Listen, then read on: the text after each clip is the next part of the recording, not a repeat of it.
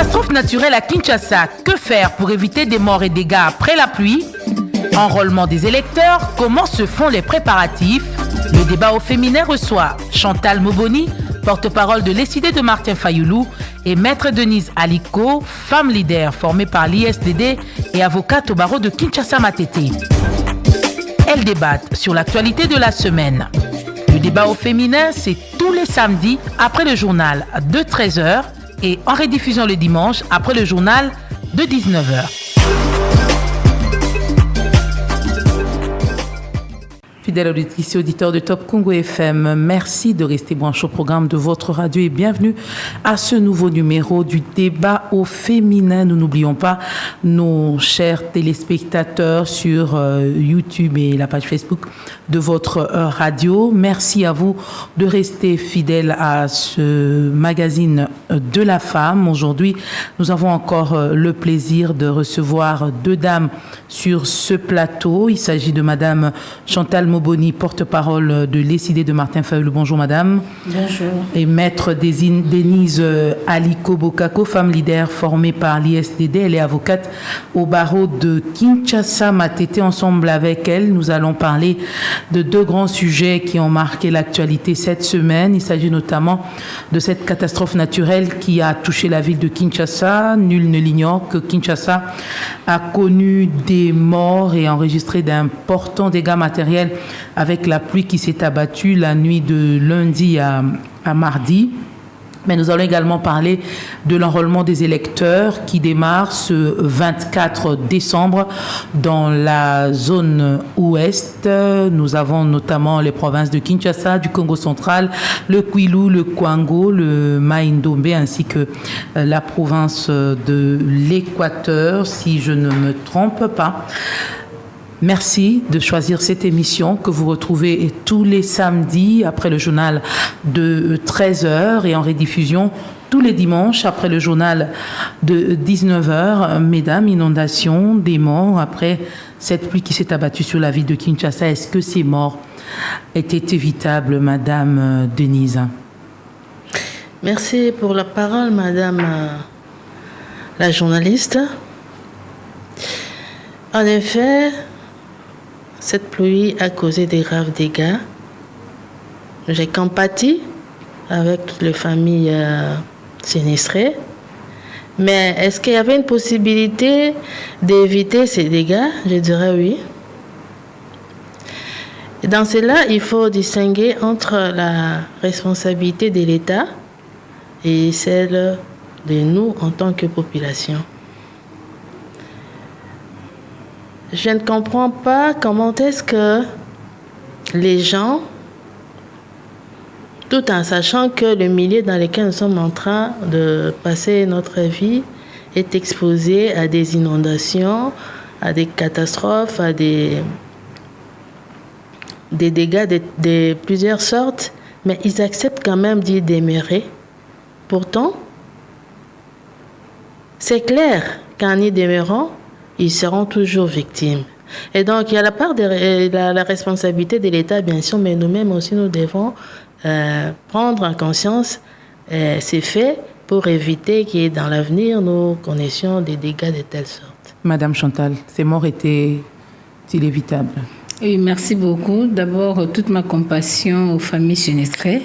Je compatis également à nos frères et sœurs de la partie ouest vers Kwamutu qui sont en train de souffrir en ces moments à cause de l'insécurité grandissante.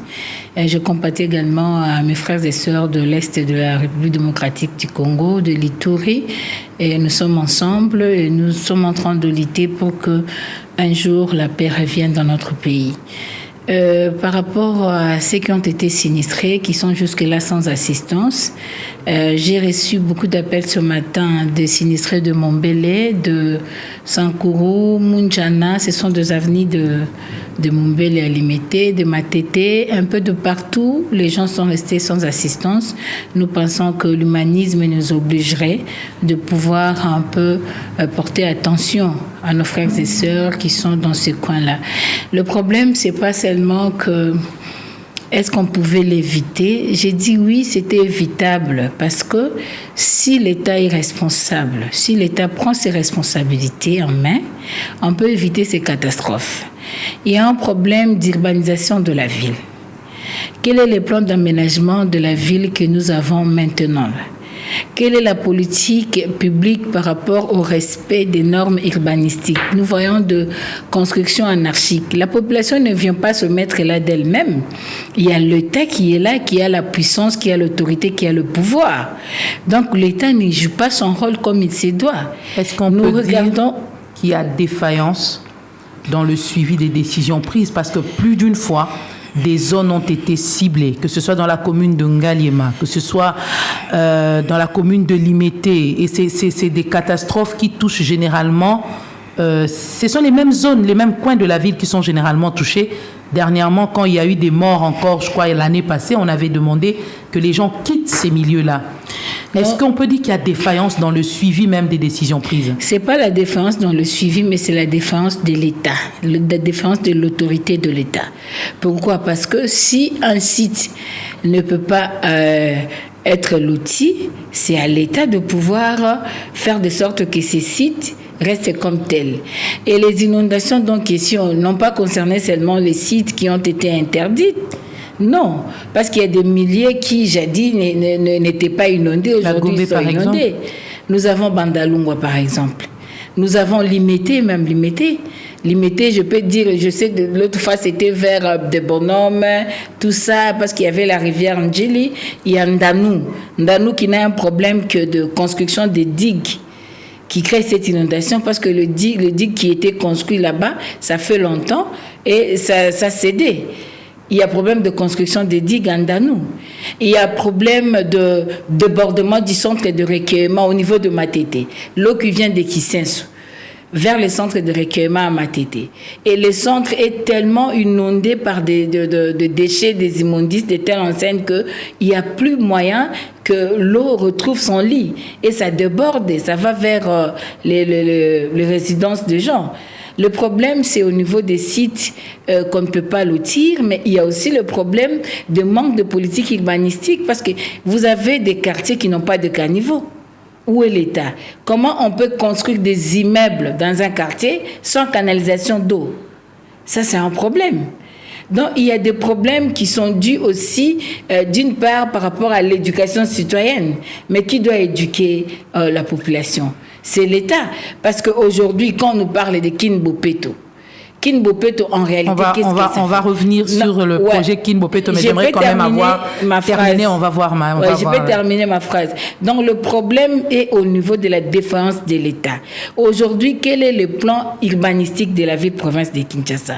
Aujourd'hui, les gens achètent des parcelles, des gens construisent. Vous passez partout, vous avez l'autorisation de bâtir. Mais je me rappelle, avant, quand il fallait construire, on devait d'abord envoyer les inspecteurs pour voir est-ce qu'il n'y a pas le câble de l'ECPT, est-ce qu'il n'y a pas le câble de la Régie des eaux, il n'y a pas le câble de la SNEL, mais aujourd'hui, ça ne se fait pas. Les gens construisent n'importe comment, n'importe où. Mais que font les bourgmestres? Que font les bourgmestres, Madame Denise? Bon, je dirais que le problème majeur ici, c'est le problème d'assainissement de l'environnement, les problèmes de gestion des déchets. La politique manque. Et généralement, nous voyons le bourgmestre rester dans leur bureau sans pouvoir imaginer ce qu'il faut faire pour sortir la population de tous de cet état. Parce que Madame Chantal tantôt disait que la responsabilité, la grande, revient à l'État. Parce que l'État ne sait pas s'assumer, prendre ses responsabilités. Quand on voit quelqu'un qui construit sur un terrain où l'on ne devrait pas construire, c'est dans une commune, c'est dans un quartier. Il y a le bourgmestre, il y a le chef de rue, il y a le chef de quartier. Comment et pourquoi on peut laisser construire dans des environnements où il est interdit de construire? Mais c'est là que je vais intervenir pour dire qu'il n'y a pas le suivi des décisions prises. On se contente, on se limite à prendre de grandes décisions, mais le suivi n'est pas correctement fait. Voilà pourquoi très souvent, on vit ce que nous sommes en train de vivre aujourd'hui. Plus de 150 morts enregistrés aujourd'hui. Est-ce que si sanction doit être prise, qui devra-t-on sanctionner, Madame Denise, Madame Chantal? Sanctionner d'abord l'État, mais on va sanctionner l'État. En sanctionnant l'État, on lui donne la charge, et excusez-moi la tautologie, de prendre en charge toutes ces personnes sinistrées pour trouver des solutions en vue de leur redonner la joie de vivre. Mais s'il faut sanctionner la population aussi, oui. D'ailleurs, l'essentiel, c'est de dire à toutes ces personnes-là de quitter ces sites. Mais elles ne quittent pas. Makelele, par exemple, on leur avait donné le quartier Mpassa. Ces personnes-là sont parties et il y en a d'autres qui sont revenus. Tout à fait. Je ne sais pas derrière... ils se cachent derrière quoi? Je ne sais pas, mais personnellement, avoir les dangers qui se reproduisent autant d'années dans ces milieux là, je ne souhaiterais pas de vivre. Mais bon, pourquoi ils reviennent? Quelque part, ils ont fait de cela un peu un business, je pourrais dire, parce qu'on leur donne, ils vendent, ils reviennent, ils trouvent déjà un certain profit. Parce donc que on revient à cette même problématique de la responsabilité de l'État. Tout à fait, l'État doit être responsable, parce que moi je pense que la population doit marcher selon les lois de la République. Et l'État doit chercher à sécuriser son peuple, à sécuriser l'environnement, parce que l'environnement, l'entretien de l'environnement, c'est un devoir sanitaire. Vous savez, avec l'eau qui a inondé de parcelles, qui a abîmé des biens, qui a créé ces signes. Il y a encore certaines parcelles sous des eaux jusqu'aujourd'hui. Jusqu'aujourd'hui, il y a aussi des maladies hydriques qui peuvent être développées. Tout ça, ça va revenir au niveau de la santé de tout le monde, de la santé publique. Alors, le problème, c'est que l'État doit prendre ses responsabilités. Vous avez demandé ici qui doit-on sanctionner. Mais qui devait faire ça? Le gouverneur de la ville-province de Kinshasa devait faire quoi? Et il n'a pas fait. Le bourgmestre aussi. Non, parce que est-ce qu'il y a une politique publique par rapport à l'aménagement du territoire? Est-ce qu'il y a une politique publique par rapport à l'urbanisation de la ville? D'abord ça. Et aujourd'hui, les gens se mettent à vendre des parcelles, à faire tout ce qu'ils veulent, à donner des titres immobiliers, tout ça avec tout le conflit qu'il y a, le conflit parcellaire ici au Congo. Mais les gens ne respectent pas l'environnement. Mais comment d'abord ces personnes qui occupent ces terrains-là arrivent à obtenir des titres parcellaires quand, par exemple, au ministère de l'Urbanisme, on sait que c'est une zone non édificante. C'est l'État. Donc, on revient à l'État. Et cet État-là est représenté par des structures bien connues. Nous avons le gouverneur de la ville-province de Kinshasa, l'autorité urbaine, nous avons de bourgmestre, nous avons le ministre de l'urbanisme et habitat. Tout ça, ils doivent être interpellés. Si le Parlement fonctionnait normalement, même le ministre de l'urbanisme devait être interpellé. Aujourd'hui, il y a l'éducation à la citoyenneté. Il y a un ministère de solidarité, si c'est humanitaire ou quoi là. Qu'est-ce que ça fait aujourd'hui? Les gens sont comme ça, ils sont sous la belle étoile, mais il n'y a rien qui s'est fait. Mais les gens ne pour parler des initiatives parlementaires, je crois que le député provincial Mike Mukeba a sur nos antennes annoncé qu'il allait faire venir le gouverneur de la ville au niveau de l'Assemblée provinciale. C'est encourageant, mais au niveau de l'Assemblée nationale, qu'est-ce que ça fait? Au niveau de l'Assemblée nationale, parce que ça touche directement à la population. C'est pas question de compatir, parce que vous devez vous rappeler, il y a peu... Il y a une rencontre qui est quand même prévue entre gouverneurs. S'il vous plaît, on ne gère pas le pays par des rencontres comme ça. On gère le pays par des politiques publiques. Qu'on nous dise aujourd'hui qu'est-ce qu'on a proposé pour l'urbanisation de Kinshasa.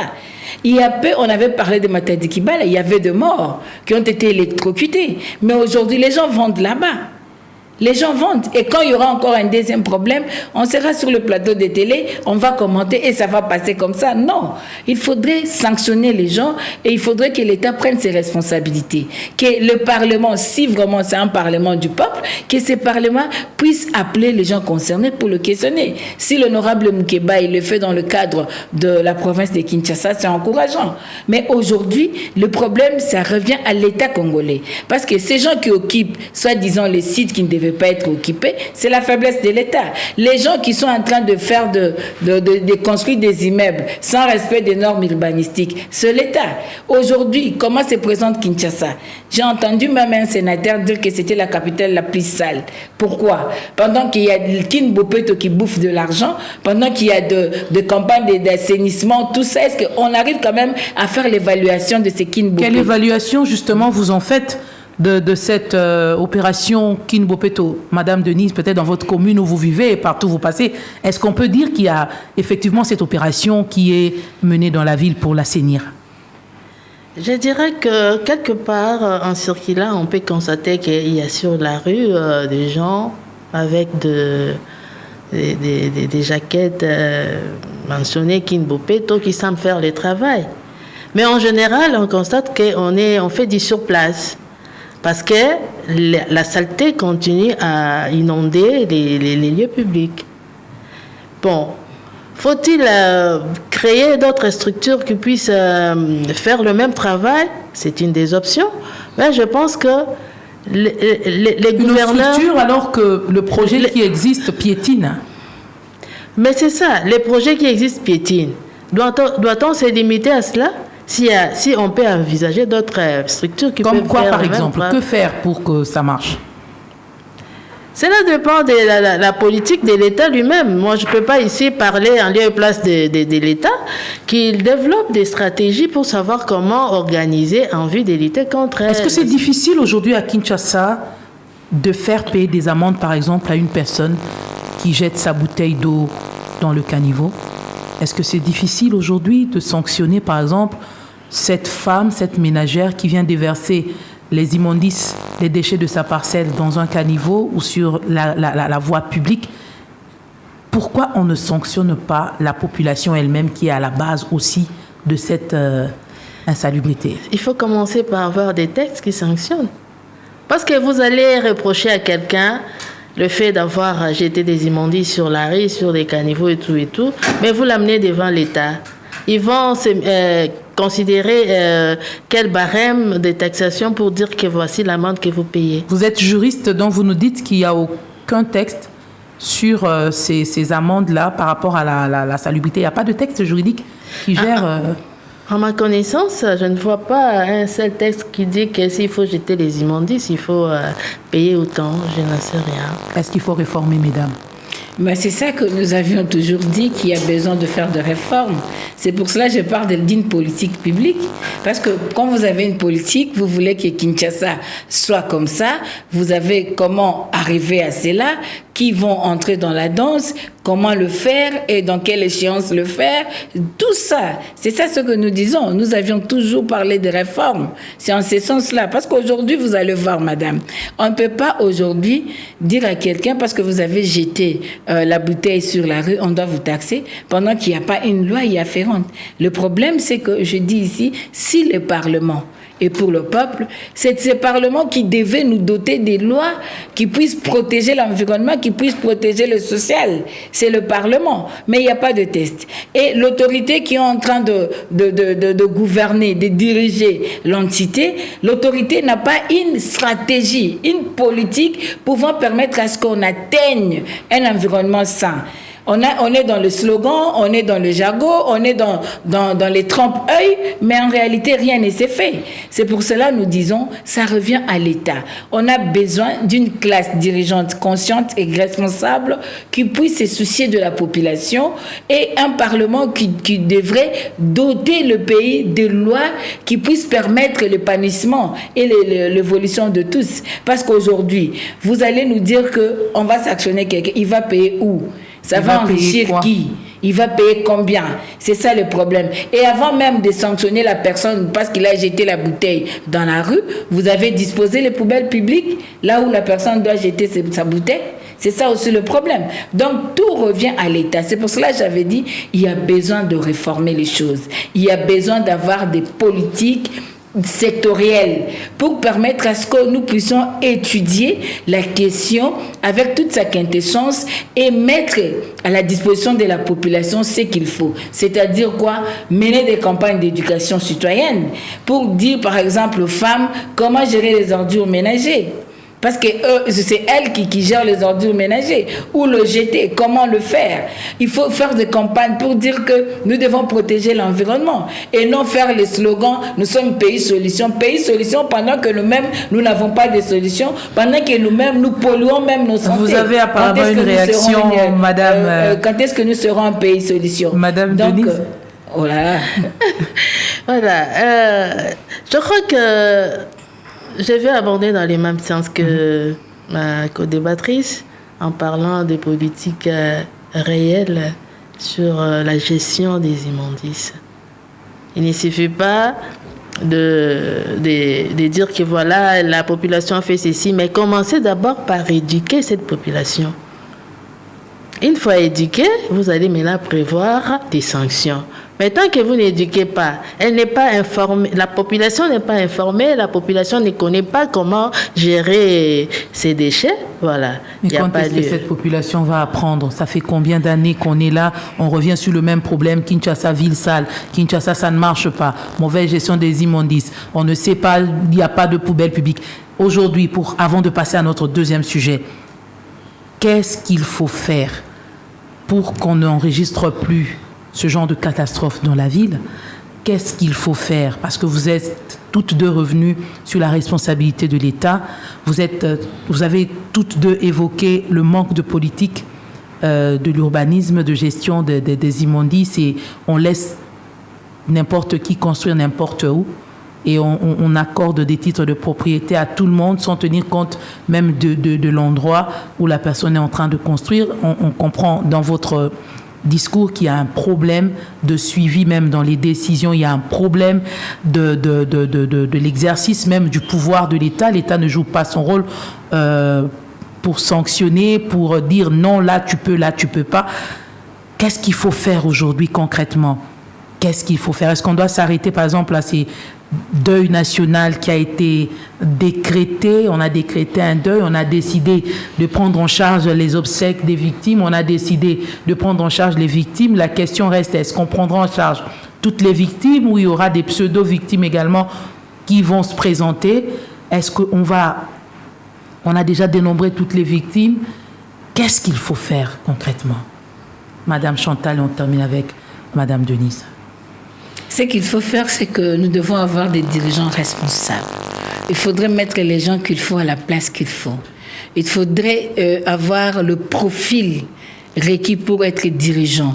Parce que le profil, je peux dire que d'abord, quelqu'un qui a un parcours, quelqu'un qui a déjà géré quelque part, quelqu'un qui a une expérience, quelqu'un qui connaît c'est quoi gérer la cité. Parce qu'on parle de la gestion.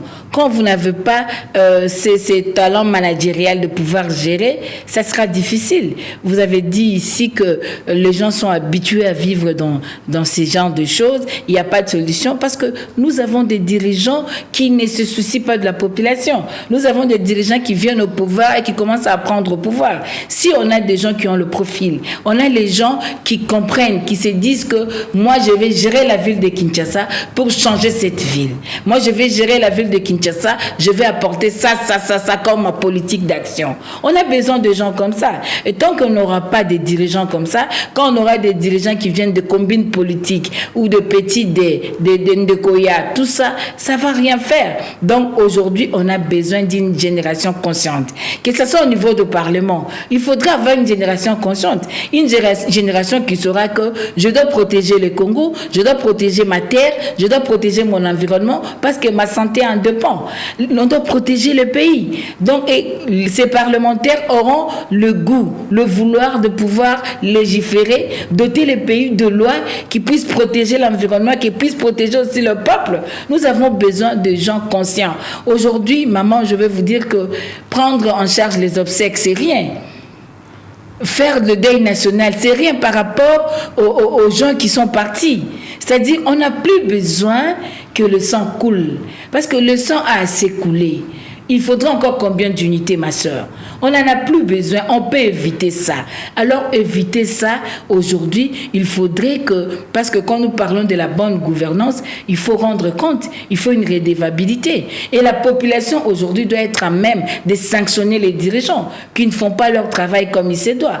On ne peut pas comprendre qu'aujourd'hui, nous arrivions à ces choses. Ça devient pour nous un cercle vicieux. C'est-à-dire, on n'a pas de dirigeants qui puissent permettre à ce que nous puissions aller de l'avant. Et nous devons couper ce cordon ombilical. Nous devons arrêter cette hémorragie. Nous devons prendre conscience. Et nous, en tant que peuple, nous disons que je suis Congolais, je suis Congolaise, je protège mon environnement. Là où je suis, que personne ne me voie pas, je dois protéger mon environnement. Je suis mère, j'ai fait mes travaux ménagers, je ne dois pas jeter mes histoires dans la rue. Je ne dois pas jeter les histoires dans les caniveaux. C'est-à-dire, tout le monde doit prendre cette conscience. Il faut une conscience nationale. Mais aujourd'hui, il faut quand même sanctionner les gens. Quand vous regardez vraiment toutes les capitales, même africaines, vous allez même dans le pays désertique, vous allez même à Addis Abeba.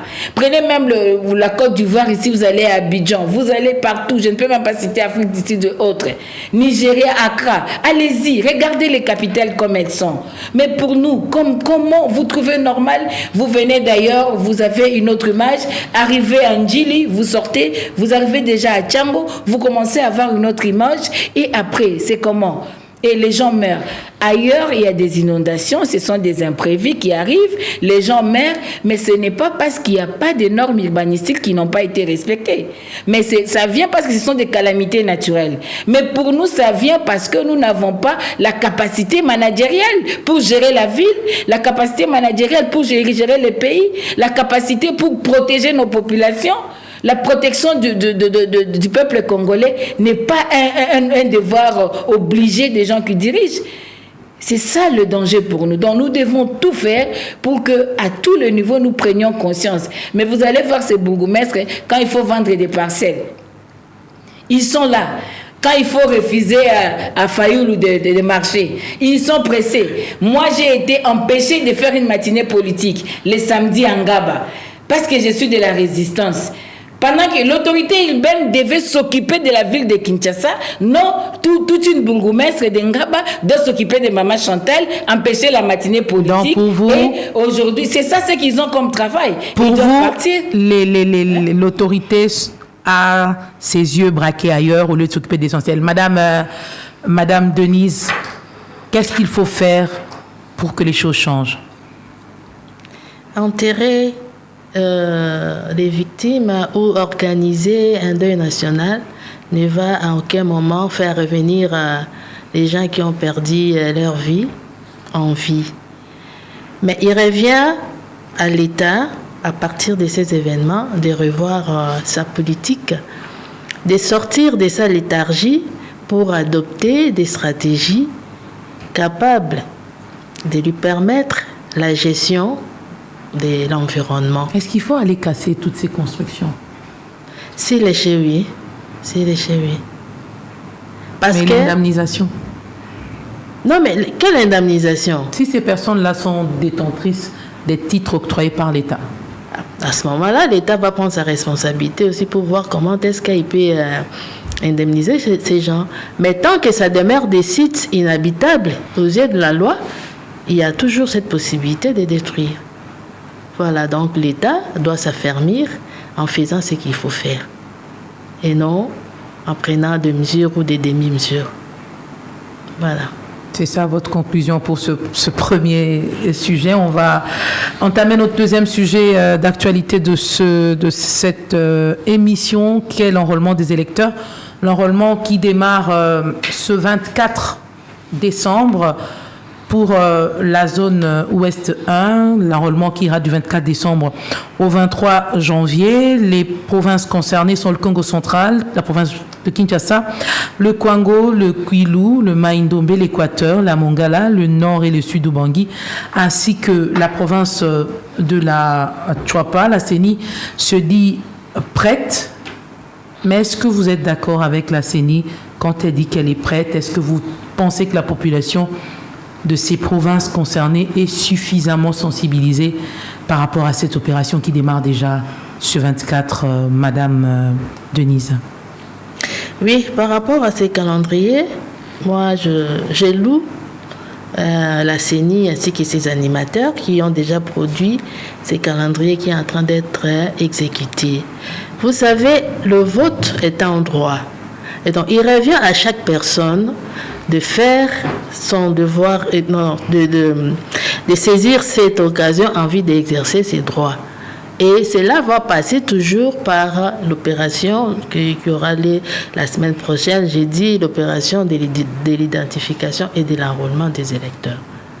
Donc, tant que la CENI a déjà publié son calendrier et qui est en train de se faire exécuter, moi je suis sûre que ça va marcher pour la population. Elle est prête? Elle est prête. Elle est prête suffisamment parce que sensibilisée? je ne peux pas parler au nom de la CENI, mais je sais que... Vous êtes dans la société. Est-ce que vous pensez que la population est suffisamment sensibilisée quant à ça? Oui, mais c'est la question de l'heure. Tout le monde parle des élections et la population ne fait qu'attendre ces élections. Avez-vous une idée des centres d'enrôlement déjà? Pas encore. Une idée des centres d'enrôlement? Oui, d'où est-ce que ça va se faire? Les centres d'enrôlement, est-ce qu'on les a déjà? On sait déjà que ça sera à tel endroit. On est à une semaine. Bon, personnellement, je n'ai pas encore consulté un centre tout près, mais je sais qu'il y a des endroits déjà prévus pour des gens aller se faire enrôler dans comment on dit, dans leur secteur, dans leur... non, il y a un terme. Dans son entourage, il y aura tout dans sa circonscription. Donc, il y aura toujours des lieux bien... C'est la question que je posais. On est à une semaine. Ouais. Est-ce qu'aujourd'hui, la population peut se lever et dire que dans mon quartier, les centres d'enrôlement, ce sera à tel endroit, ou ce sera la semaine qui va commencer où l'on verra ces centres-là être connus et dévoilés au public? Je crois que d'ici là, ces centres seront prêts et la population saura à quel endroit se présenter pour se faire enrôler. Madame Chantal. Oui, merci beaucoup. J'aimerais d'abord rappeler que les élections que nous attendons aujourd'hui viennent après 3 cycles électoraux qui ont démontré vraiment beaucoup de faiblesses. Et nous avons pensé utile que ces élections puissent corriger les erreurs du passé. Et cette correction passerait plutôt par un consensus autour de parties prenantes. Nous aurions voulu que la CENI puisse vraiment être pour parler avec le parti prenante et que les décisions qui seront sorties puissent vraiment protéger la crédibilité des élections et que nous ayons de bonnes élections, des élections apaisées. Mais nous constatons qu'ils sont en train de persister dans leur camp, dans leur façon de travailler. Nous avions vu récemment même une de membres de la CENI qui a dénoncé cela, que les choses sont en train de se faire d'une manière très solitaire et que les autres ne sont pas intéressés par rapport à ça. Et pour vous, il n'y a toujours pas inclusion? Il n'y a pas inclusion. C'est pour cela que nous pensons que la RDC étant un bien communautaire, nous devons aujourd'hui corriger les erreurs du passé.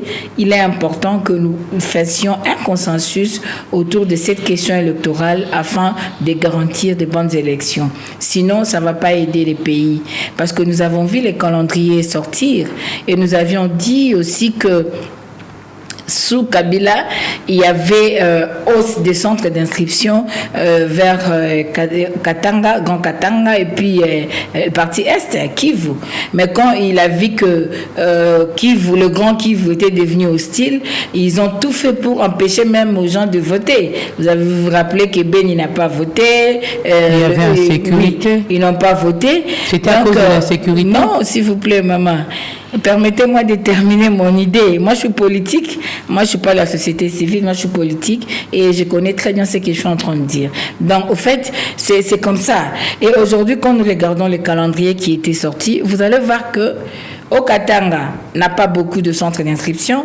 C'est Kasaï central qui a beaucoup de centres d'inscription, malgré les flux migratoires, malgré ce qu'il y a 2016 avec le fameux problème de Kamina Sampou, avec tout ce que nous connaissons, mais aujourd'hui que Kasaï central ait beaucoup de centres d'inscription, que plusieurs kids soient affectés là-bas, c'est quand même des questionnements. Si vous regardez à l'Équateur, il y a hausse, ça c'est un problème. Parce que vous allez vers Kwango, vous allez voir que Kwango est plus élevé que Congo central. Il y a des problèmes. Nous pensons que c'est la continuité, la même politique que M. Kabila a utilisée, ça continue. Nous disons déjà que nous ne boycottons pas les élections, mais nous voulons aller vers de bonnes élections. Et les bonnes élections nécessitent à ce que toutes ces histoires soient tirées au clair. Sinon, on n'aura pas de bonnes élections. Maintenant, vous nous parlez de l'enrôlement. Aujourd'hui déjà, je veux vous dire que Kinshasa ait 1 mois d'enrôlement, c'est pas signifiant. Et que cet enrôlement commence le 24. Le 24, c'est la veille de Noël. Les gens sont dans les festivités. Et d'habitude, le 24, le travail s'arrête à 12 heures. Les gens préparent comment faire la fête des nativités et consorts. Vous mettez l'enrôlement.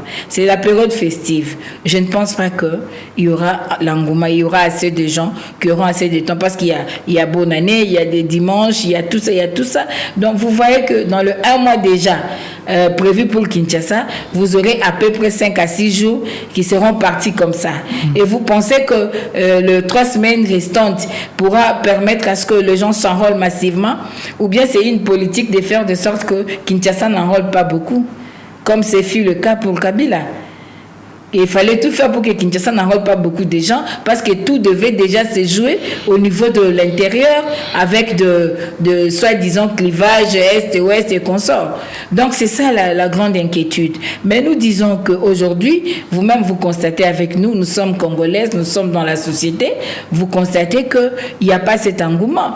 Nous devons mobiliser le peuple pour en laisser s'enrôler, mais il faudrait que nous puissions voir aussi clair sur certaines choses, parce qu'on ne peut pas comprendre que vous avez l'espace Kasaï qui a plus de kits électoraux affectés et qui a plus de centres d'inscription.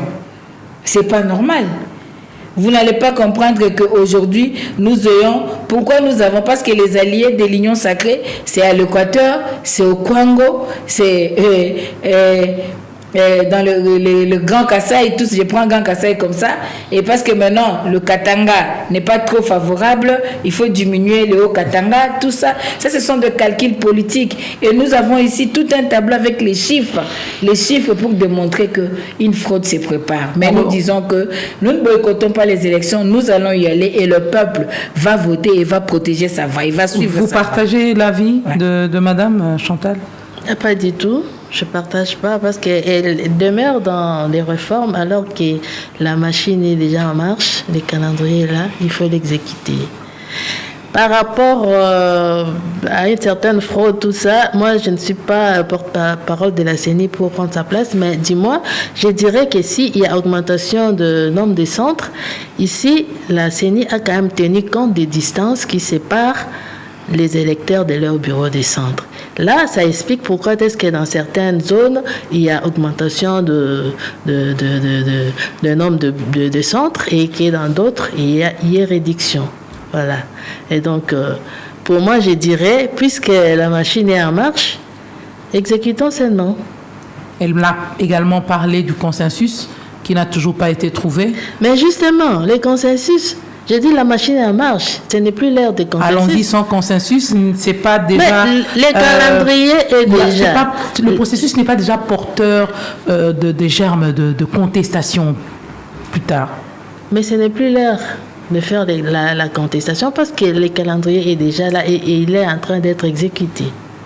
Tout ça devait se faire bien avant. Chercher de réformer, chercher un consensus. On en a entendu parler, mais pourquoi ça n'a pas abouti? À l'heure actuelle, le calendrier. 1 mois, c'est suffisant pour toutes ces provinces, notamment Kinshasa? J'ai dit que c'est réalisable. Cependant, la crainte est que c'est peut-être le poids démographique qui risque d'apporter un changement, de sorte qu'on tombe dans le flottement, c'est-à-dire qu'on puisse avancer des jours par rapport à ces prévus, soit 30 jours. Et donc, attendons voir ce que ça va donner. Mais j'ai confiance avec les calendriers et j'ai dit que dans 30 jours, on pourra établir.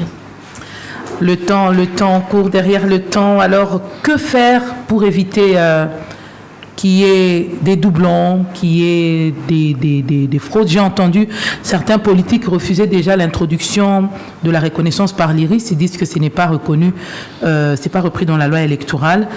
Que faire alors pour que cette opération se déroule dans les meilleures conditions et que cela ne soit pas contesté, rejeté après? Mesdames, ce sera également votre conclusion. Madame Rose et Madame Denise, et on termine avec Madame Chantal. Voilà, pour le cas des doublons, je pense qu'il n'y a pas d'inquiétude parce que les machines sont reliées et ils ont la capacité de détecter.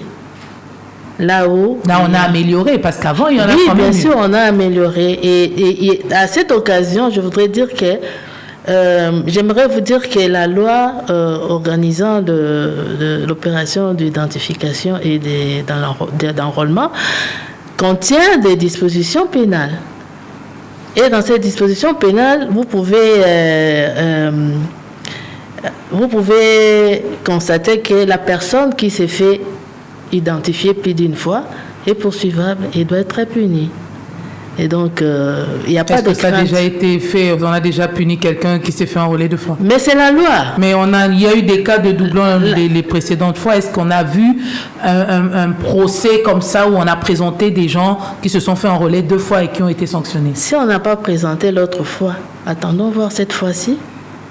Moi, je pense qu'il n'y a pas de crainte parce qu'ils seront toujours détectés, ceux-là qui vont tenter de se faire enrôler et identifier plus d'une fois. C'est ça votre conclusion, Madame Chantal? Oui, moi j'aimerais dire ceci, que madame dise que c'est déjà fait, on doit partir. Moi je pense que ce n'est pas ça, parce que vous allez vous rappeler qu'il y a eu 11 millions de fictifs avec Nanga. Et Gerdy Server a fait son travail jusqu'à ce qu'on est arrivé là où on était arrivé. Donc on ne peut pas aujourd'hui dire que c'est déjà fait, qu'on nous amène aux élections made in fascisme. Non, c'est pas ça. Nous devons avoir de bonnes élections conformément au préambule de notre Constitution. Et nous disons aujourd'hui, si on doit organiser les parties prenantes, c'est les parties prenantes ici qui sont compétitrices. Donc on ne peut pas aujourd'hui, parce qu'aujourd'hui l'image de la CENI, c'est la même famille politique de ceux qui sont en train de diriger. On ne peut pas imposer les choses aux gens. On doit respecter ce que la loi nous dit. Et nous disons au lendemain du hold-up électoral, nous devons passer par le consensus. On peut aller parce qu'ils veulent aller par force, faire le forcing. Mais il faut savoir que ça ne va pas aider les pays. Parce que nous devons aimer le Congo. Et aimer le Congo, c'est offrir les bonnes élections au peuple congolais. Madame a dit que si on a augmenté les centres d'inscription, c'est parce qu'on veut réduire la distance de population. Mais non, moi je veux vous dire que ça c'est faux et archi faux. Parce que si on ne tient pas compte de la densité de la population. On ne tient pas compte de nombre de la population. On doit augmenter à cause des distances. Mais même là où les rebelles ont assiégé aujourd'hui, il n'y a plus de Congolais. Parce qu'il faut mettre à cause de la distance, on va mettre les centres d'inscription et qui iront voter là-bas. Donc le problème aujourd'hui, on doit être conséquent. Nous connaissons tous qu'il y a eu un flux migratoire au niveau de l'espace Kasaï. Nous connaissons tous qu'il y a eu ces problèmes de Kamina Sapou. Et nous connaissons tous qu'il y a des villages qui se sont vidés. Mais les gens ont regagné leur village. Il y a des villages qui se sont vidés. Ça ne justifie pas qu'on augmente les centres d'inscription. Nous voyons que c'est la même politique que Kabila avait utilisée. Donc on a eu des fictifs. Et quand vous comptabilisez les différences, parce que j'ai pas le temps, j'ai tous les tableaux si je pouvais faire la démonstration. Vous reviendrez, donc, madame, merci. Vous reviendrez. Donc, on devait faire la démonstration. Vous allez voir qu'il y a déjà 14 millions de voix comme ça qui sera déjà pris en garantie. Donc, ce que nous disons... Vous avez déjà fait des simulations. On a fait déjà des simulations, on a travaillé. C'est pour cela, moi, je dis que nous ne boycottons pas les élections, mais nous voulons de bonnes élections. Et aujourd'hui, la CENI doit comprendre que si il y avait confiance entre les parties prenantes, la CENI n'organiserait plus les élections. C'est le ministère de l'Intérieur qui devait organiser les élections. Si jusqu'aujourd'hui la CENI continue à organiser les élections, c'est parce qu'il y a crise de confiance. Et la CENI doit mettre les gens en confiance. C'est-à-dire, les parties prenantes doivent s'imprégner de ce qui se passe. Les parties prenantes doivent être convaincues de ce qui se passe. Parce que eux-mêmes, au niveau de la CENI, sont en train de s'accuser mutuellement. Il y a opacité, il n'y a pas de transparence. Nous exigeons aussi cette transparence. Nous disons un mois, c'est peu pour Kinshasa. On peut ajouter à Kinshasa un autre mois. Ça ne va pas bouger le calendrier électoral. Mais nous disons aujourd'hui qu'il faut vraiment ouvrir l'œil et l'œil le bon. Que le peuple soit vigilant. Cette fois-ci, plus question de voler nos voix. Si vous votez, vous devez protéger votre voix. Vous devez faire le suivi de votre voix. Nous ne pouvons plus accepter qu'on vienne nous imposer les dirigeants. Donc nous devons protéger notre choix. Donc je cite en disant que nous sommes d'accord de pouvoir aller de l'avant, faire évoluer notre pays, mais en faisant de bonnes choses, assises sur des valeurs et non les anti-valeurs. Et nous aurions entendu quelque part, quelqu'un se dirait qu'il est le seul coq qui chante. Vous faites le seul coq qui chante dans tout un village? Madame Moboni, merci à vous d'avoir répondu à notre invitation. Je rappelle que nous recevions pour vous Madame Chantal Moboni, porte-parole de l'ECD de Martin Fayoulou et maître Denise Aliko, femme leader formée par l'ISDD, avocate au barreau de Kinshasa Matete. Avec elle, nous avons échangé autour de l'actualité qui a marqué la semaine qui s'achève. Nous avons parlé des inondations et catastrophes naturelles qui ont causé mort d'hommes et d'importants dégâts matériels à Kinshasa.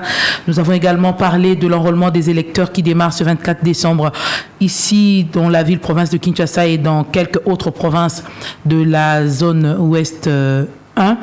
Merci à Isabelle Moengo pour la réalisation de cette émission, Miguel Mena pour la coordination, Alain Pascal Mbungu qui a assuré la prise de son, la prise de vue a été assurée par Dani Zayobi. Merci à vous, fidèles auditrices et auditeurs, à vous, chers téléspectateurs, de votre confiance renouvelée à cette émission et à votre radio Top Congo FM. N'oubliez pas, le rendez-vous, c'est tous les samedis après le journal de 13h et tous les dimanches en rediffusion après le journal de 19h. Prenez rendez-vous avec le prochain numéro la semaine prochaine. Nous allons nous retrouver, si Dieu le permet. D'ici là, portez-vous bien. Excellent week-end. Excellent week-end. Catastrophe naturelle à Kinshasa. Que faire pour éviter des morts et dégâts après la pluie? Enrôlement des électeurs. Comment se font les préparatifs? Le débat au féminin reçoit Chantal Moboni, porte-parole de l'ECD de Martin Fayoulou, et maître Denise Aliko, femme leader formée par l'ISDD et avocate au barreau de Kinshasa Matete. Elles débattent sur l'actualité de la semaine. Le débat au féminin, c'est tous les samedis après le journal de 13h et en rediffusion le dimanche après le journal de 19h.